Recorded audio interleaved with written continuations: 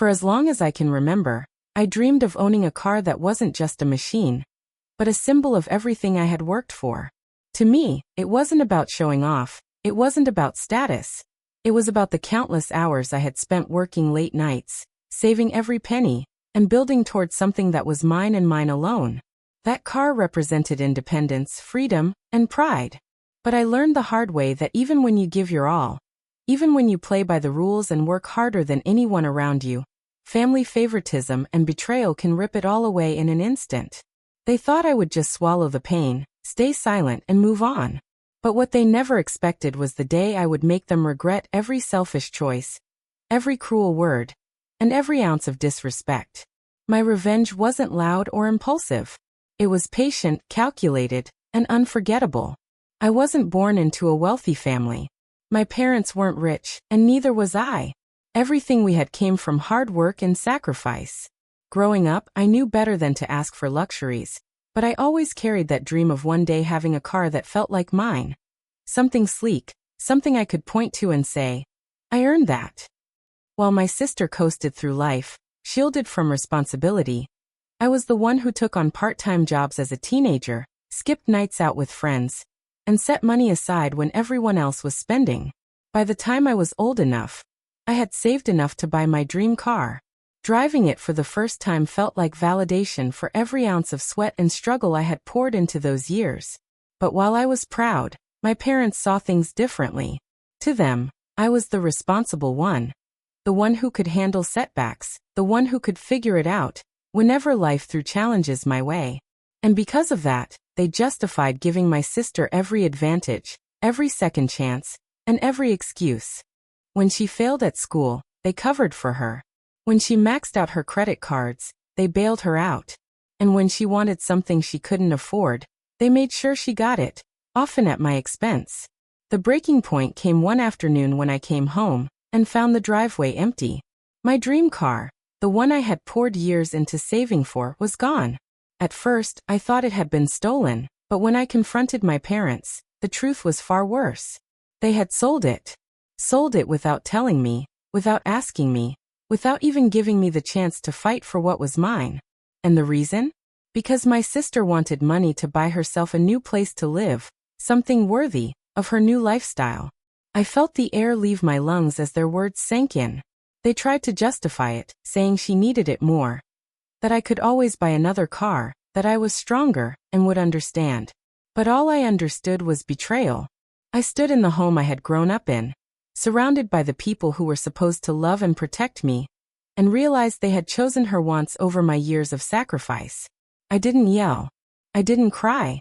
I just walked away, the pain simmering deep inside me, turning slowly into something sharper, something colder. For weeks, I could barely sleep. Every time I closed my eyes, I saw the image of that empty driveway. I thought of all the late nights I had worked, all the moments I had said no to myself so I could say yes to that dream. And now it was gone, stolen not by strangers but by my own family. I kept asking myself the same question. Why was her happiness worth more than mine? But then slowly, a different thought began to grow. If they wanted to treat me like the strong one, the one who could handle anything, then maybe it was time to show them exactly what that meant. I decided I wouldn't scream. I wouldn't beg. I wouldn't even try to take back the car. My revenge would be measured in patience and precision. I would wait for the perfect moment, the moment when my sister and my parents would finally realize what they had thrown away.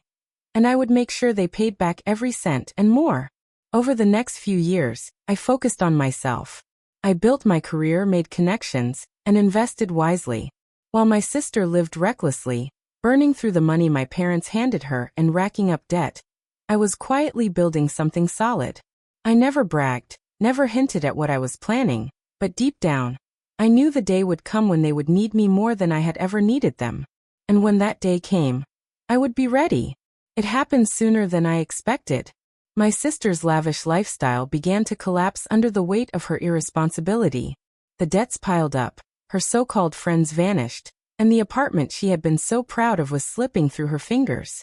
My parents, who had always rushed to her rescue, were suddenly struggling themselves, their finances drained from years of bailing her out.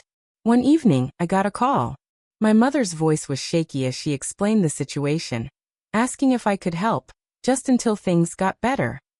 I listened silently, my heart pounding with the realization that this was it. This was the moment I had been waiting for. I told them I would help, but on one condition. My sister had to repay me every cent for what they had taken from me. Not just the value of the car, but interest for the years I had lost it, for the pain, for the betrayal. At first they laughed, thinking I was joking. But when they realized I was serious, the tone shifted. My sister screamed, accused me of being cruel, of being heartless. But I reminded her, and them, that cruelty was selling someone's dream without their permission. Heartless was watching me break my back for years only to rip it all away for her comfort. They tried to argue, tried to guilt me, but I didn't bend. For the first time in my life, I wasn't the understanding one. I wasn't the safety net. I was the one setting the terms. And eventually, when the reality of their situation became impossible to ignore, they agreed. My sister, who had always coasted through life on excuses, was suddenly faced with the burden of responsibility. She worked jobs she had once scoffed at, cut back on her luxuries, and for the first time, she felt the weight of what it meant to earn something. Watching her struggle wasn't easy. A part of me still carried love for the family that had betrayed me. But another part of me knew this was the only way they would ever learn. And slowly, as the payments came in, as the balance was restored, I felt the sting of that betrayal ease. They had stolen from me, but I had taken back my power. By the time the final payment was made, years had passed. My sister was no longer the spoiled, carefree girl she had once been. My parents no longer looked at me as the child they could take for granted. And I had moved on, stronger, sharper, and free of the weight they had placed on me. I never got that exact car back, but I got something far more important.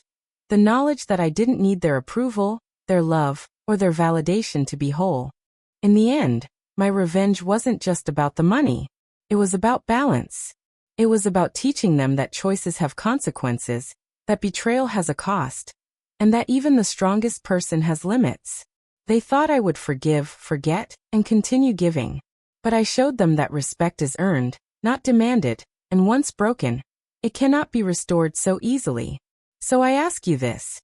If the people you trusted most took from you the one thing you had poured your heart into, would you forgive them? Or would you, like me, wait for the moment to remind them that betrayal always carries a price?